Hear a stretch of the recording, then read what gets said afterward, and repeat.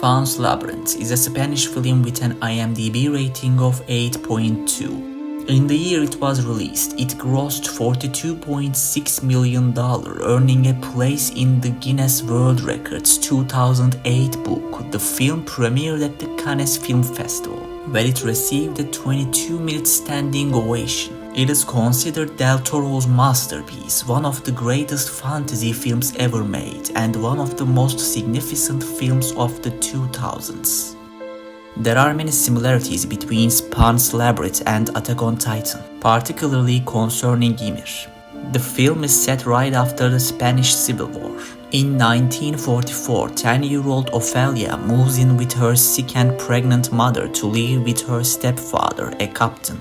Their new home is also a military outpost in a forest assigned to fight local resistance forces opposing the fascist regime. Ophelia's stepfather is the commander of this outpost. He is the highest authority. In the backyard of the house, there is an ancient, abundant labyrinth. One night, a fairy resembling a praying mantis enters the house and reveals itself to Ofelia. Ofelia follows the fairy deep into the labyrinth, descending a staircase where she meets a mystical creature called Faun. The Faun tells Ofelia that she and the labyrinth originate from a magical underground realm, a place free from pain and suffering where people live for centuries. Once upon a time, a king, a queen and their young princess lived in this realm. One day, the princess became furious about the world above, its wind, sunlight and blue sky. She escaped the palace guards and ascended to the surface. However, the sunlight blinded her and erased her memories. The princess forgot who she was and where she came from. Her body was exposed to the cold, illness and pain, and she just died there.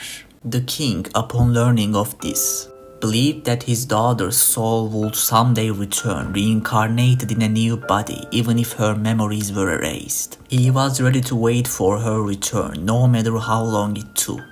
The Faun tells Ofelia that she is the reincarnation of this lost princess and that she must complete 3 tasks to return to the underground world. He gives her a book that will guide her through these tasks.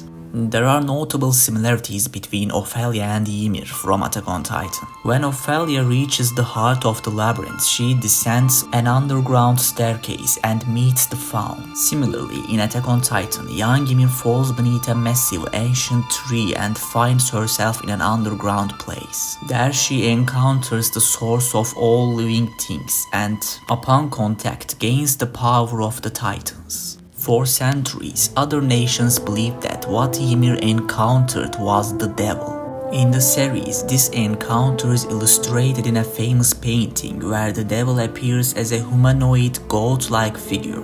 Ofelia, too, meets an underground creature resembling this figure, the Faun.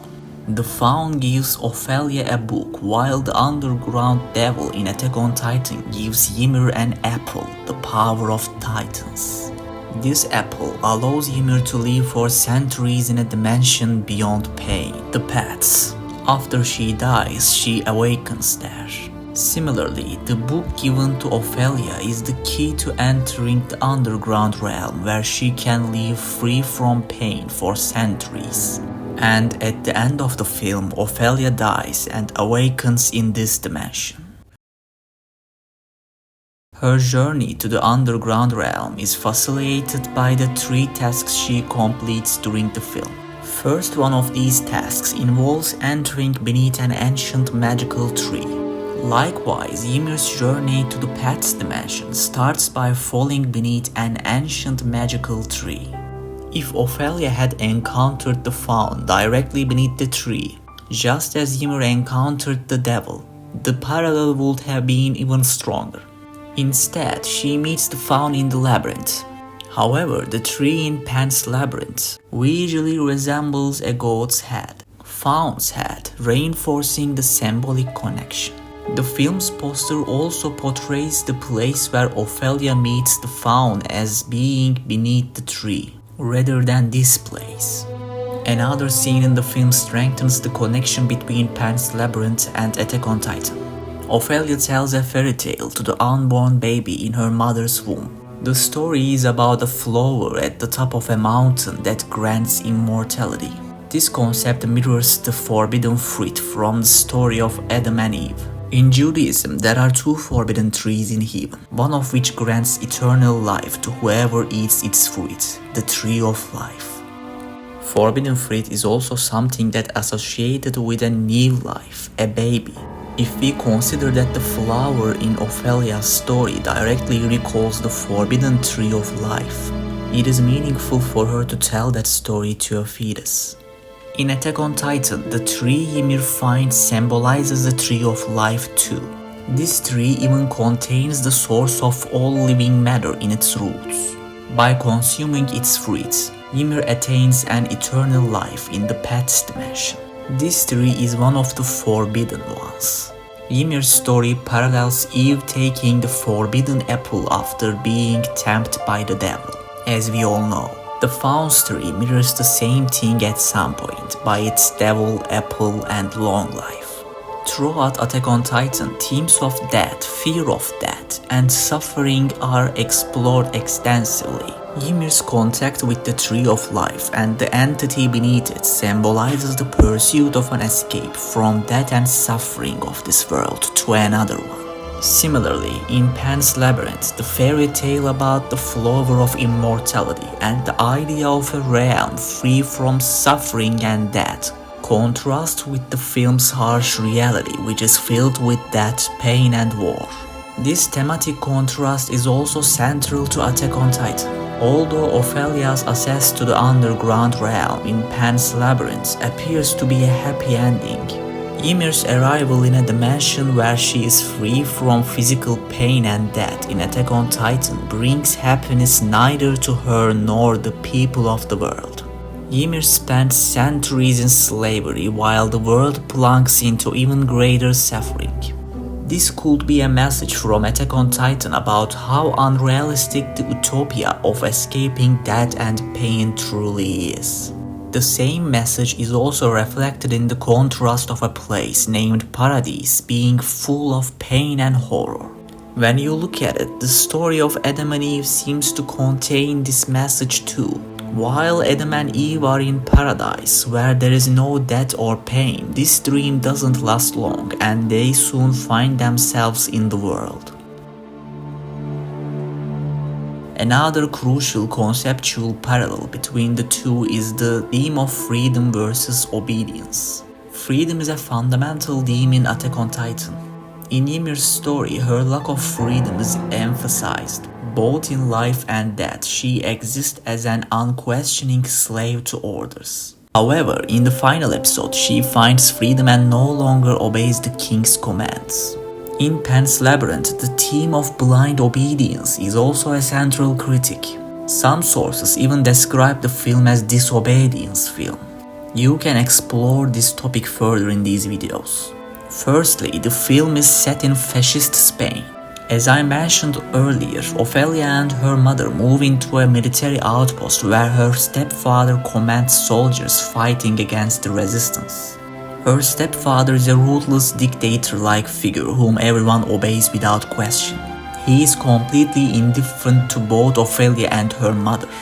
This dynamic serves as a direct critique of fascism. Ophelia's stepfather mirrors King Fritz, while Ofelia herself mirrors Ymir. The film critiques unquestioning obedience, and this theme is reflected in Ophelia's personal story. The book gave her 3 tasks, which she was supposed to complete exactly as instructed. However, during the second task, she disobeys, leading to the Faun angrily declaring that she will never return to the underground world ever. Later, however, he returns and tells Ofelia that he forgives her. He will also tell her what the third task is, but he adds that she must follow all instructions completely and without questioning. She will have to put sleeping pills in her stepfather's drink, then escape with her stepbrother from the room and take the baby to the center of the labyrinth. As Ofelia takes her brother, her stepfather notices and chases her to the center of the labyrinth. Ofelia arrives there a few minutes before him. When she asks Faun, who is waiting there, what she should do next, he tells her to give him the baby and he will take a drop of blood from its finger with a needle. Afterward, a portal to the underground realm will open right there. Ofelia protests, wanting to protect her brother, but Faun becomes enraged. However, Ofelia insists on not giving the baby.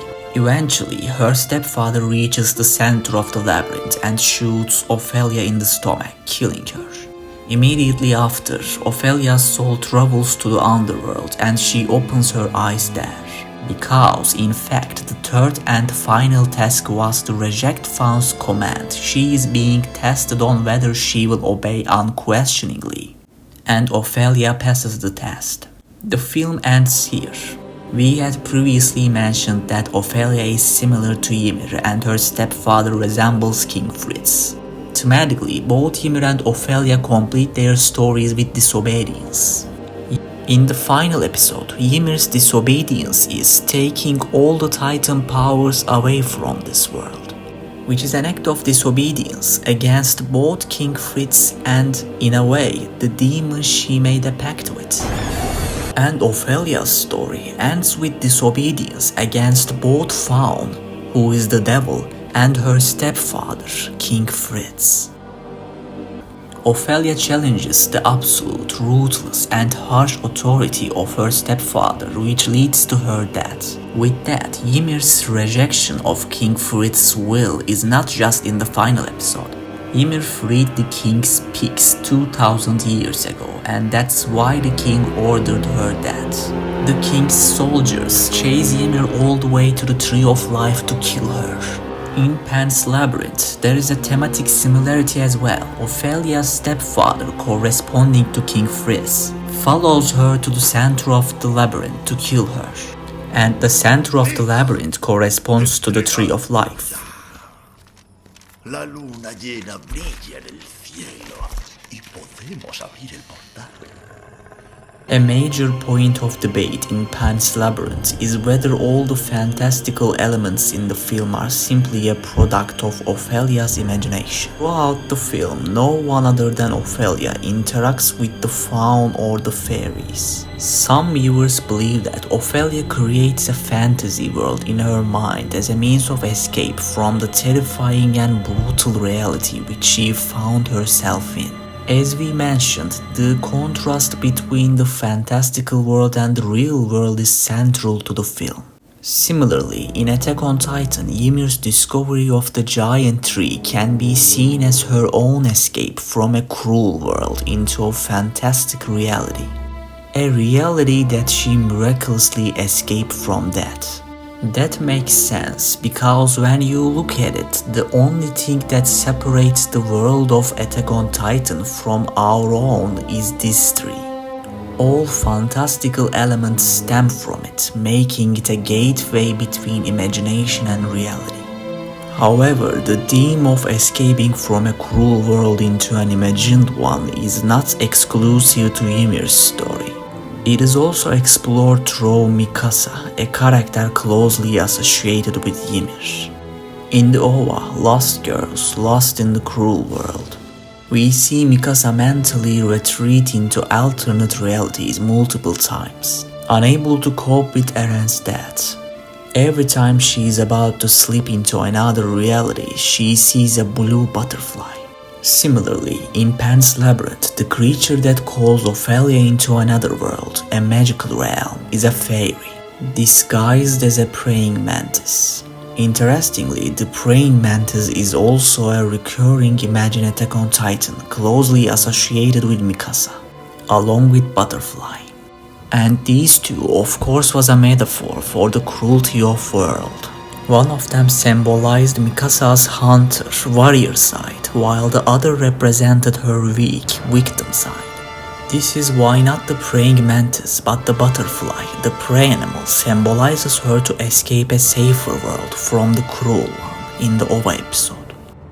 Ymir, in a state of death, falls underground while escaping cruelty and violence, as well as Ophelia's flowing blood drips into the underworld.